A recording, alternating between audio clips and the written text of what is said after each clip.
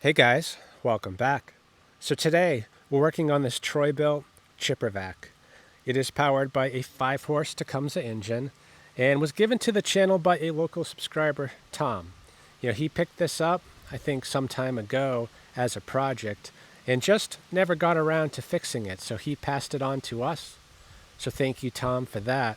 And the timing couldn't be better because there's a bunch of leaves on the ground and a bunch more up in the trees. So, I want to get this fixed sooner than later. Anyway, I haven't really done a whole lot other than pull the engine over. I wanted to make sure it wasn't stuck. And the engine does rotate quite well. There is compression, but it's not very convincing. We might be a little bit down on compression. So we will look into that in a bit. As far as the rest of the machine goes, it seems to be in decent shape. There's not a ton of rust. We are missing the fuel cap as well as the bagger. So if we get this up and running, we are going to have to replace those items. The levers, they are not frozen. And we have a drive system, which is a good thing because this machine, even in neutral, does not roll very well. So it's going to be interesting getting this one up on the lift. So let me get you set up a little bit better and get going on this. Yeah, I think to get this up on the lift, we're going to have to remove this piece because we're going to bottom out.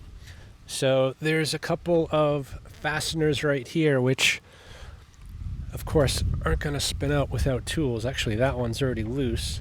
So let me get both of these out. I think we can flip this up or just remove it. Then we'll try pushing it up the lift. Interesting.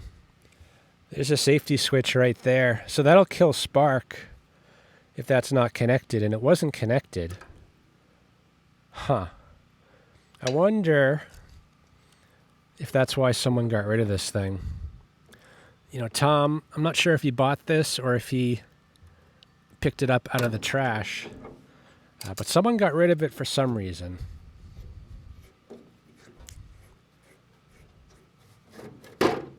There we go.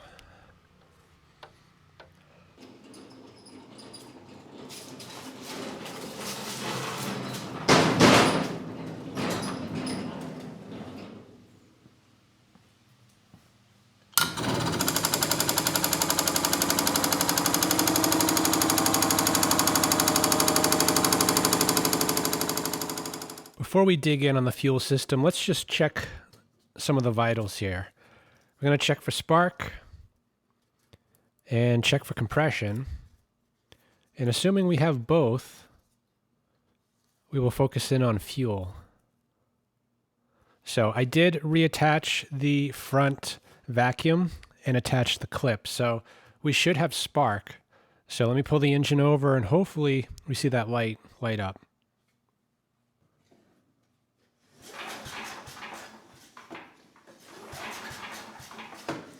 Okay, good. We've got spark.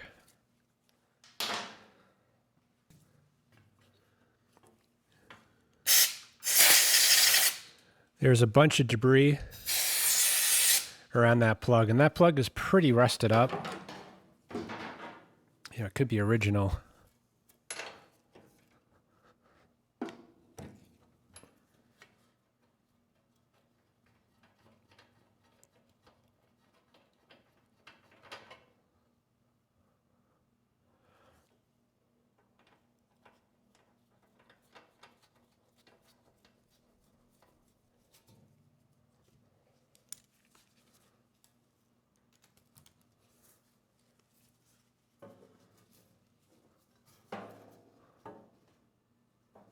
All right, place your bets. I know we have compression, but I guess the question is how much? If this has a decompression system, I want to see about 50 PSI. 60 would be better. If there is no decompression system, then it will be higher, probably 100 PSI or maybe a little more. So let's pull it over and see what we get. Not bad. One pull, 75 PSI. Let's try a few more.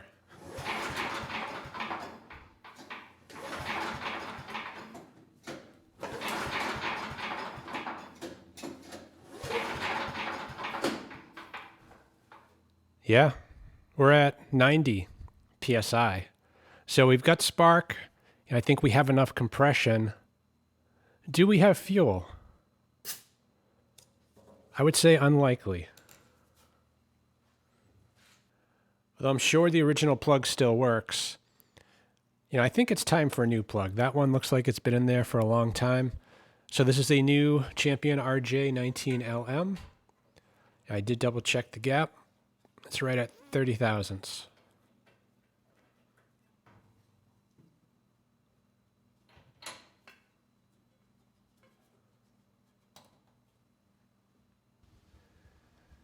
Yeah, I'd say fuel is going to be an issue. There is something in the tank, but it looks a lot more like water. So hopefully the fuel valve is not on. And it looks like there isn't a fuel valve. So yeah, likely the water made its way into the carb. And that's kind of interesting. A maggot just fell from behind here. And I can actually see a pretty big nest. So yeah, I'm guessing that little guy is feasting on something behind this blower housing. So yeah, I mean, the carb, I'm going to go out on a limb and say that that has to come off. This absolutely has to come off to clean out what's behind there. And I think the only way to do that is to remove the tank, this top cover, to get access to the bolts that hold this blower housing on. So let's start just by getting the carb off. Get it out of the way. We'll come back to that later.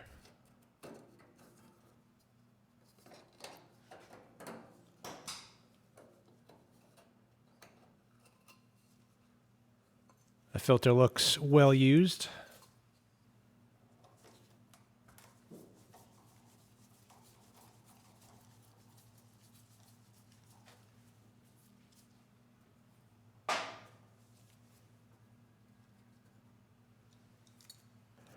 I guess while we're here, we'll take a sneak peek.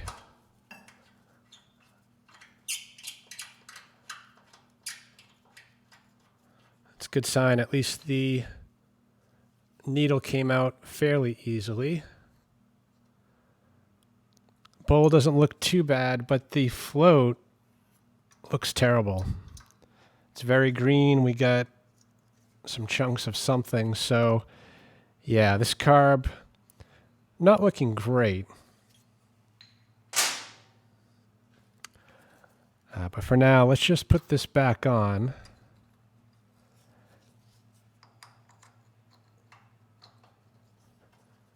And pretend like we didn't see it.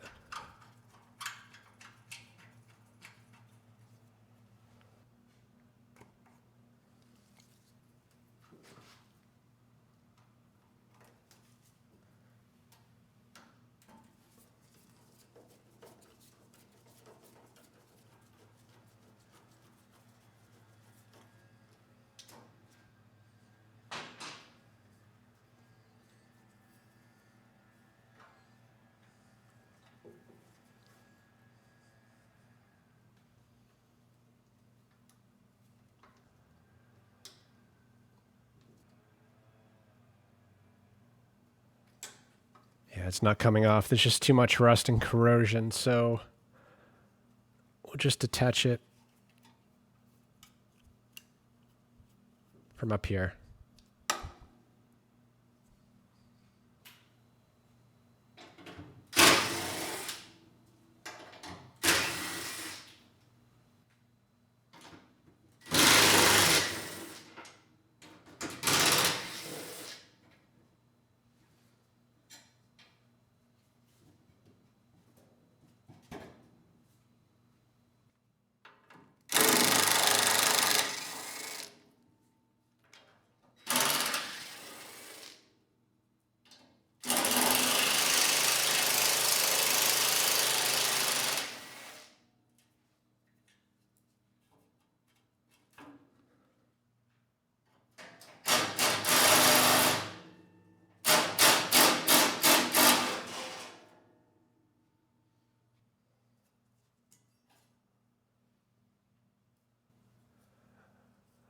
Looks like we need to pull actually all 3 head bolts up front because those are all going right through the blower housing.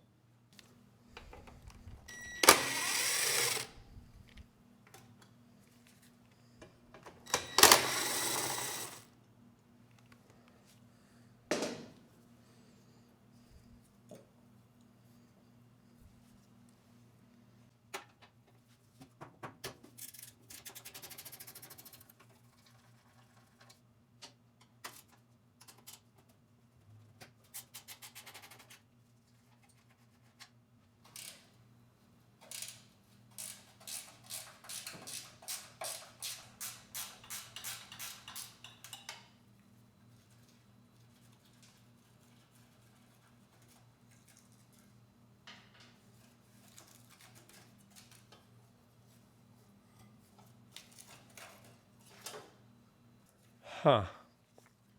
There's actually a drive belt coming from the starter area. So I assume that has to be for the transmission. So I can't just pull the cover off. I think I need to pull the starter recoil off, get that belt disconnected, and then we can finally get this off.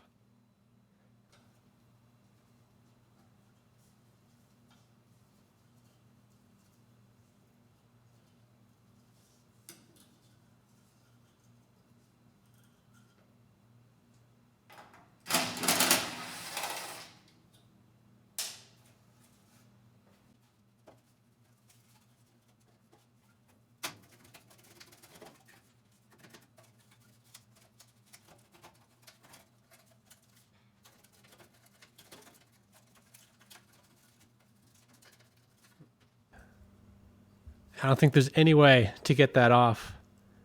And with that in place, we can't pull this off here. Not that it matters too much because the belt, I don't think we're going to be able to get off the pulley without taking some stuff apart. So I'm going to loosely put this back together. I'm thinking if I pull these 3 bolts, we can at least get the outer recoil off, and then we can access the flywheel nut. But it seems like we're going to have to pull this pulley to get the belt off. Actually, I think I might be able to walk the belt off on the bottom pulley. So, I'll give that a go. That would greatly simplify things.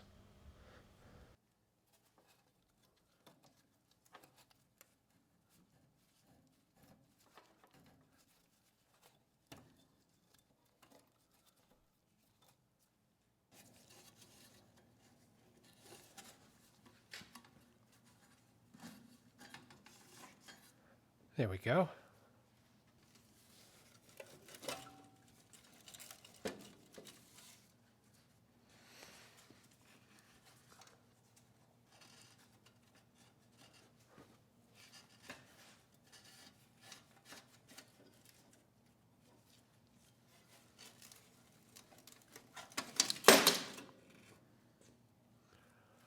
Wow.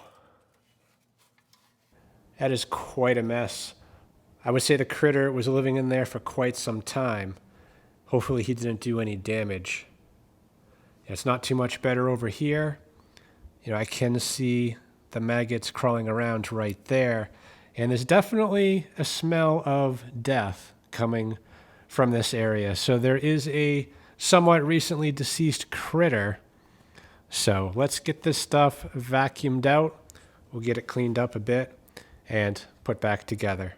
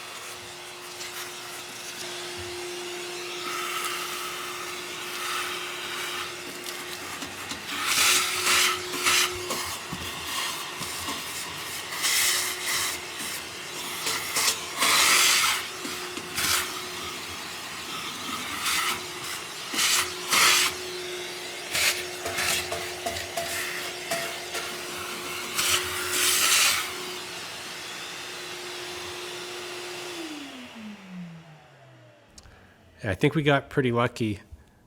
Mice can cause a lot of damage, a lot of corrosion, and thankfully I'm not seeing anything too bad. I think the worst of it is just the cylinder. There is a coating of aluminum oxide, but there's no rot. So I don't think that's going to cause a run issue. The ignition coil actually seems to be in good shape. The wire going up to the plug is undamaged, but we do have some damage right here. We have some bare wire, so that needs to be repaired. And there's also another wire that's supposed to be connected over to here. This is for the safeties. So we need to repair those two wires before putting the cover back on. And while we're in here, we'll put a new fuel line as well.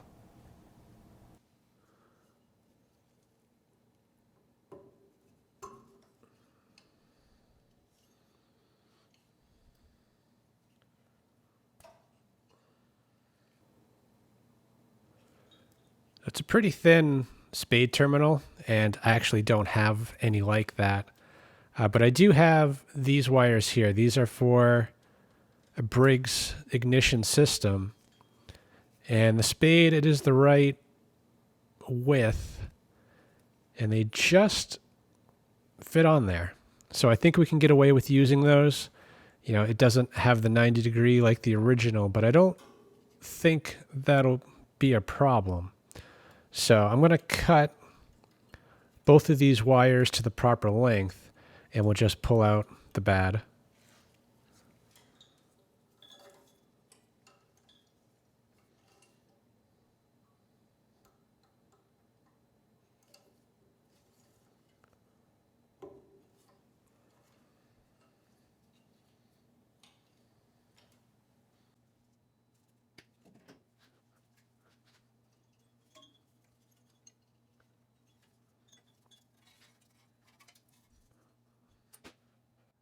Yeah, we'll just leave that wire for now. We can splice it in once the blower housing's back on.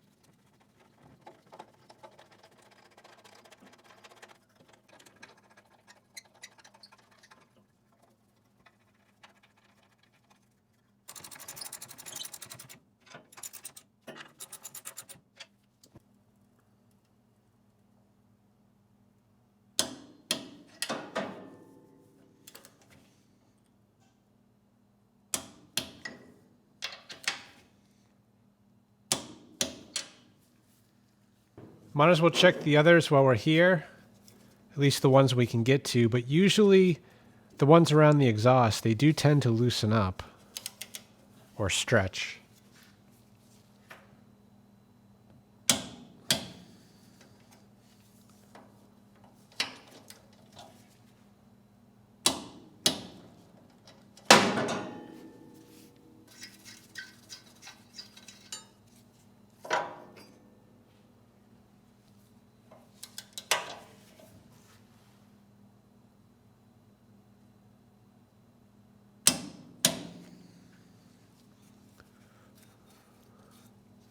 I'd really like to torque these too, but I don't think I can get this plate off without disassembly, at least partially, of the blower. So we'll leave good enough alone.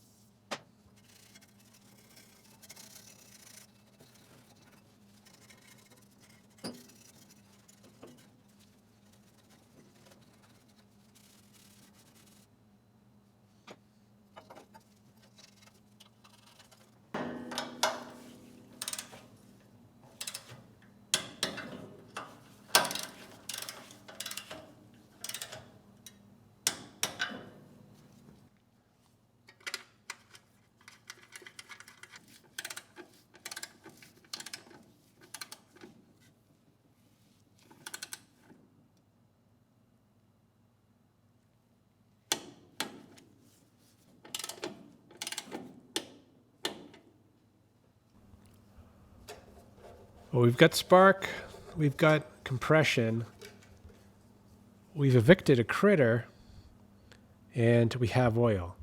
You know, it's on the low side of okay. The oil looks decent. So, you know, before going through the carb, I say we just pull the plug, add a bit of fuel right into the cylinder. We'll pull the engine over and see if this thing comes to life.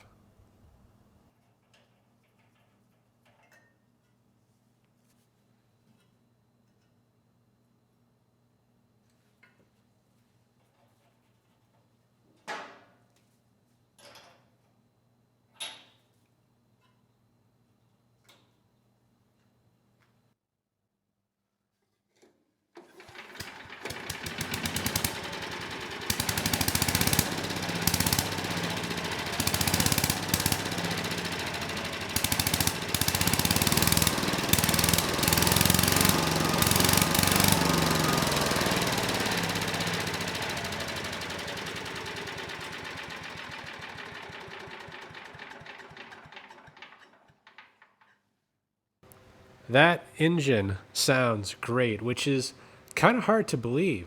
You know, from looking at the engine the way that it is, you wouldn't guess that it could sound so good.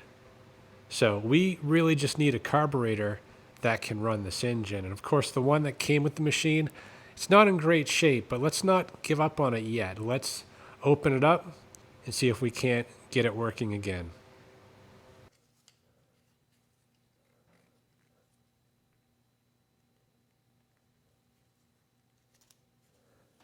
All right. So we know the carb has some issues. Yeah, I would like to try to save it if I could, because it does have an adjustable needle on the main jet. And this could be cleaned up pretty easily. As we saw earlier, the bowl, not terrible. I mean, it's dirty, but it needs to be cleaned. The float, though, is pretty bad. You know, and these brass floats, they tend to leak. And given the amount of corrosion on that one, I'm thinking it might leak.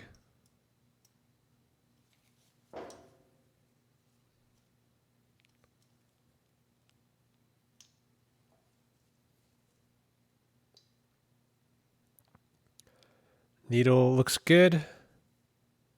Seat looks good. So the actual carb body is in pretty good shape. This is the pilot needle here. I was going to say turn it in and see where it is, but it's not really turning in, so maybe it's a jet.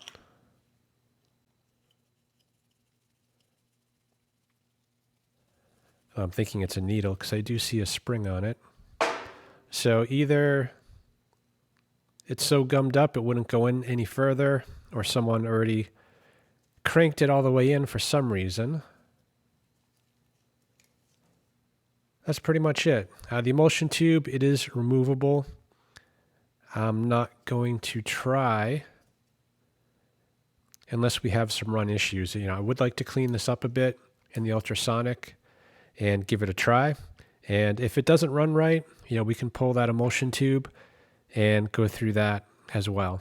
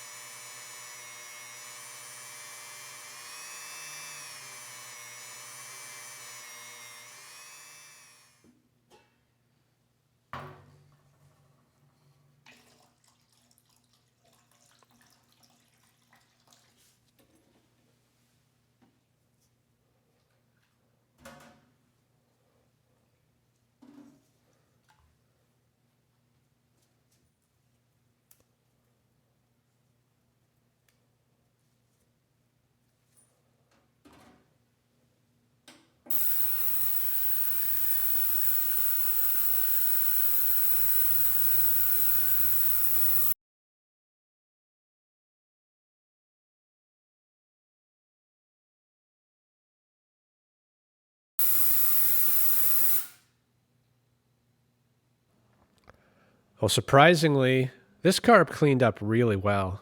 So I would say there is a very good chance that this is going to run the engine properly, especially since the pilot and the main jet are adjustable. So let's get it together.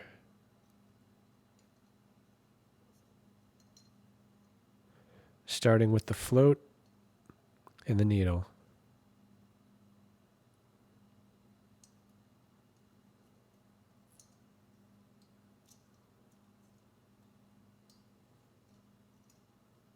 That looks pretty good. The flat part of the bowl, that goes toward the hinge.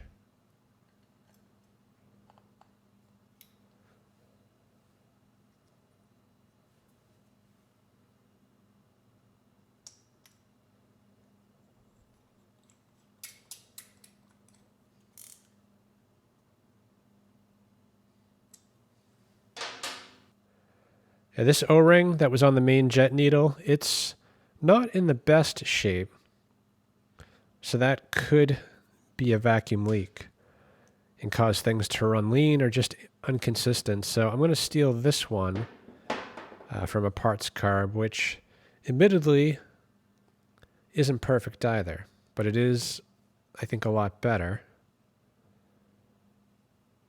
So we'll get this installed. I did not count the amount of turns out, so I'm going to turn it in until it lightly bottoms out. And then we'll just back it up to 1.5 turns out for the initial setting.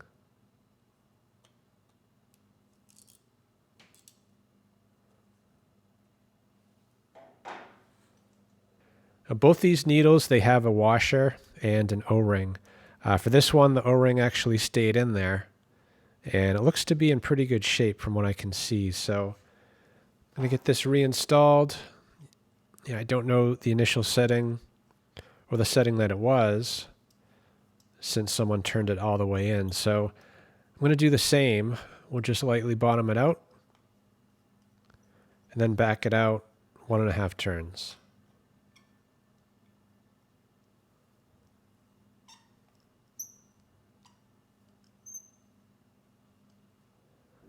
That should do it. Let's try it out. I suppose before we get the carb on, we should repair this wire over here. So this is the original. You can tell it's not in great shape.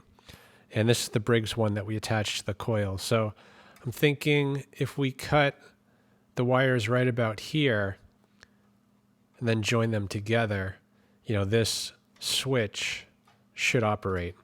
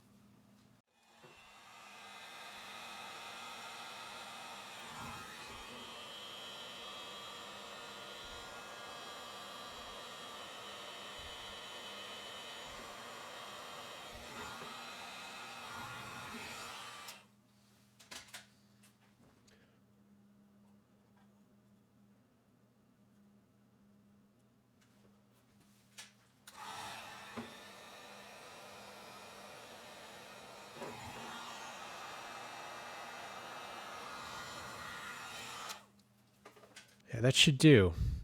So I'm going to do the same for the other side. That's just the kill wire for some of the safety switches. Then we'll get that carb on.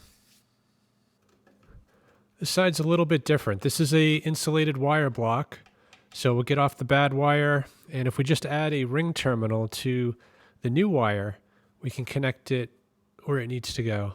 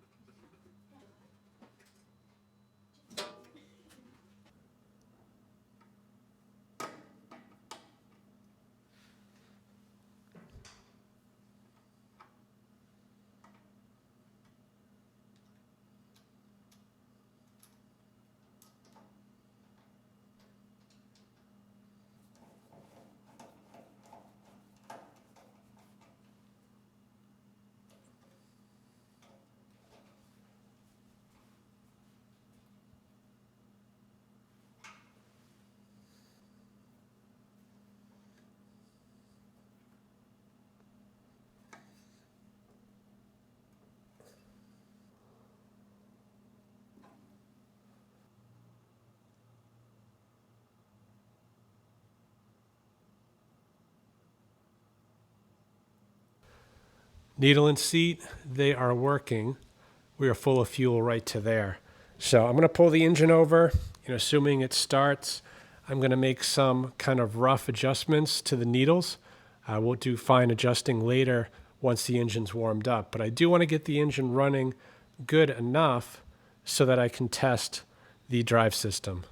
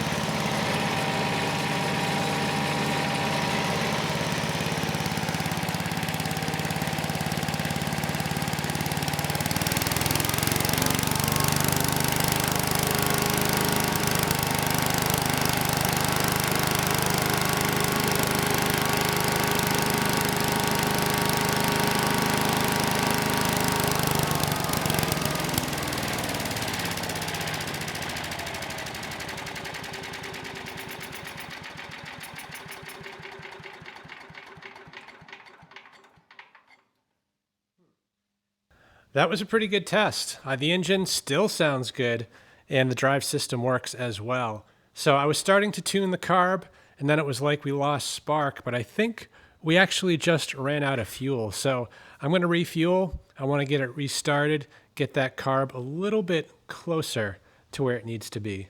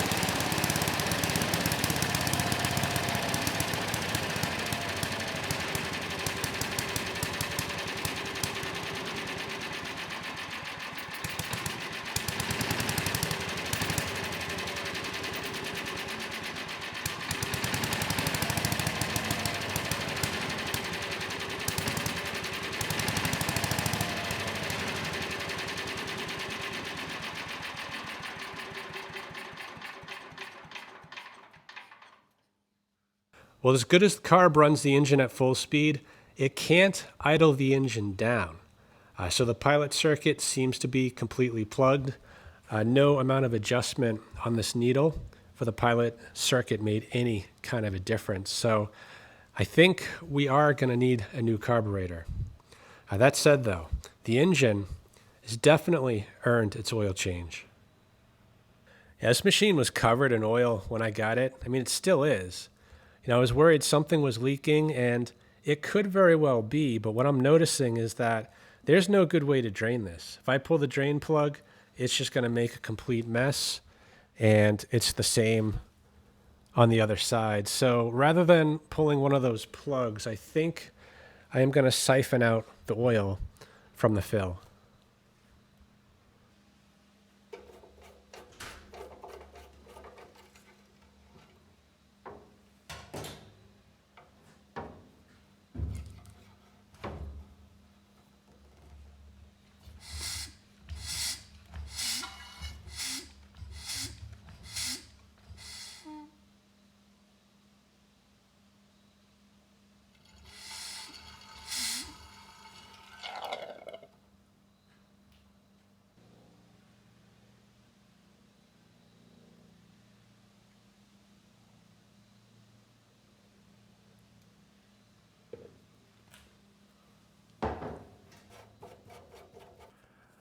So let's have another look at this carb, see if we can't figure out what the issue is.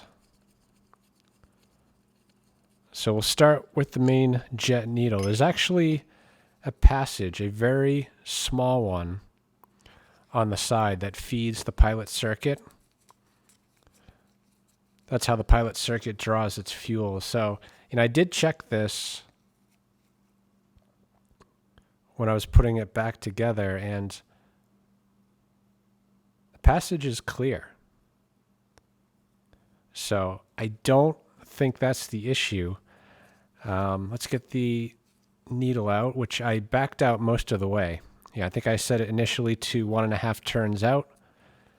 And where it is right now, at least before I started removing it, it was about 4 turns out.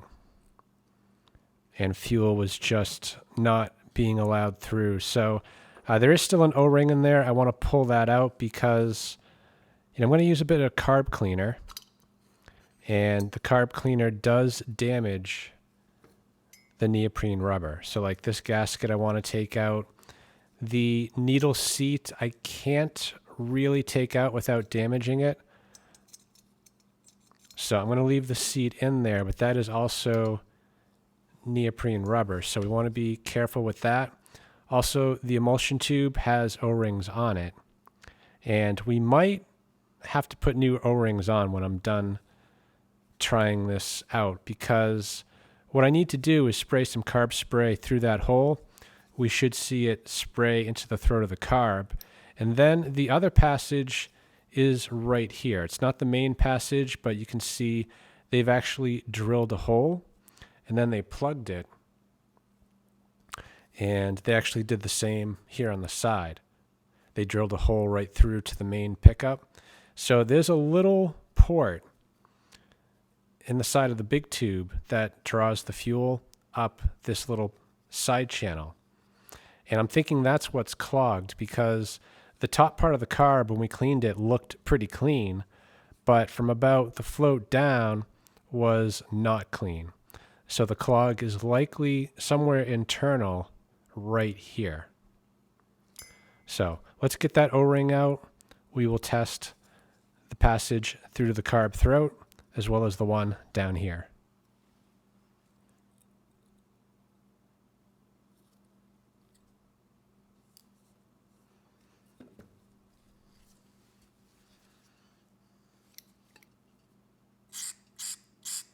So no issues getting fuel to the throat of the carb, but when spraying in there, I should see it dripping out down here, and it's not.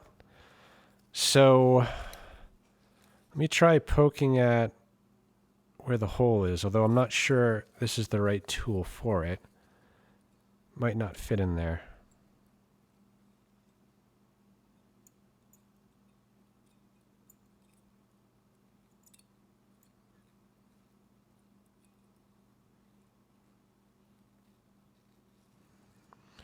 And actually the emulsion tube's in the way.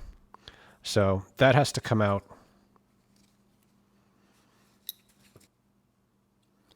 Actually, I can get to the hole without pulling that emulsion tube out. So this tool I think is a little bit too big. I need something smaller like this, but with a 90-degree bend on it. So let me bend one of these torch tip cleaners and we'll see if we can get that into this pilot passage.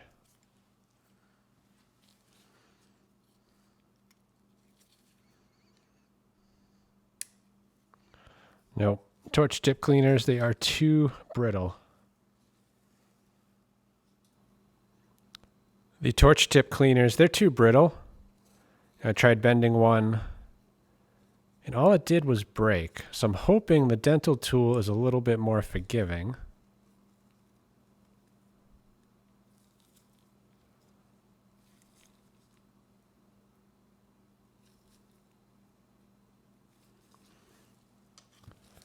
Yeah, that might work.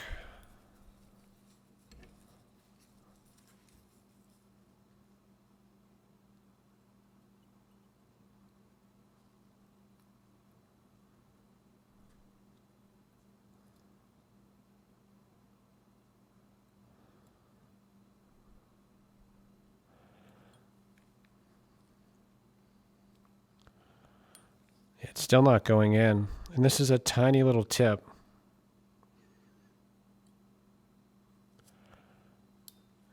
Oh, there we go.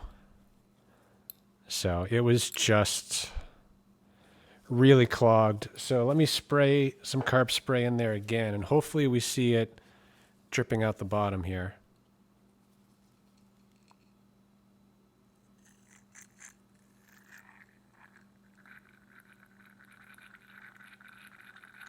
Yep. Beautiful. Let's give this another try. The carb's been reinstalled and we are refueled. Both needles have been reset to 1.5 turns out. So I've got it kind of in the idle position now, so we'll try it like that. We will do a quick adjustment on the pilot needle, and then we'll throttle it up, make the adjustment again on the main.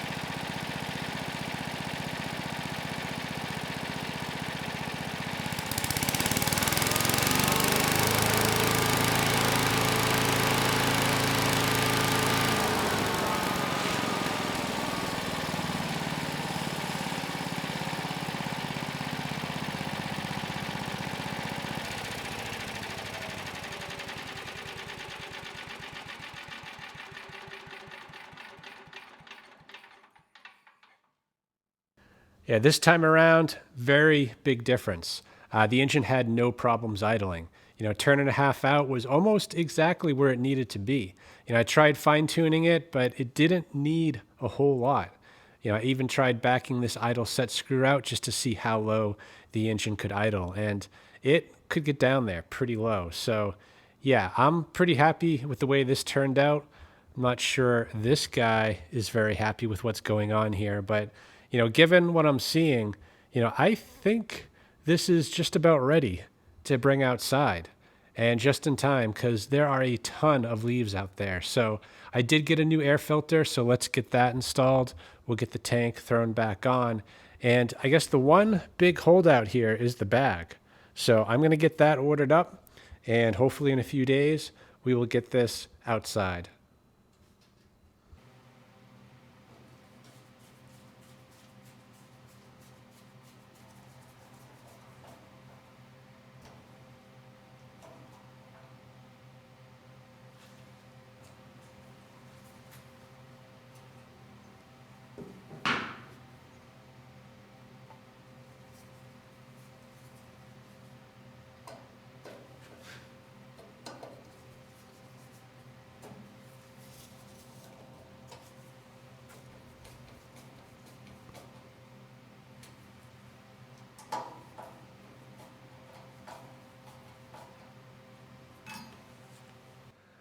I should have ordered a new one of these. This thing is on the verge of turning to dust.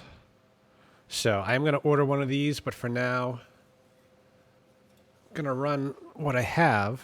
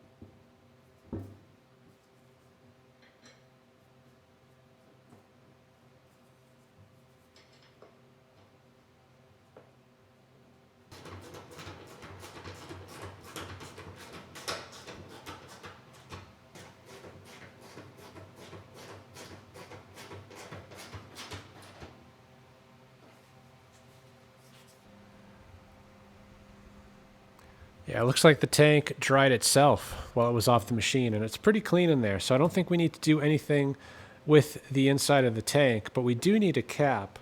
And I have a tank here from a snowblower. It was a parts machine that had a Tecumseh engine, and I think this cap should fix that problem.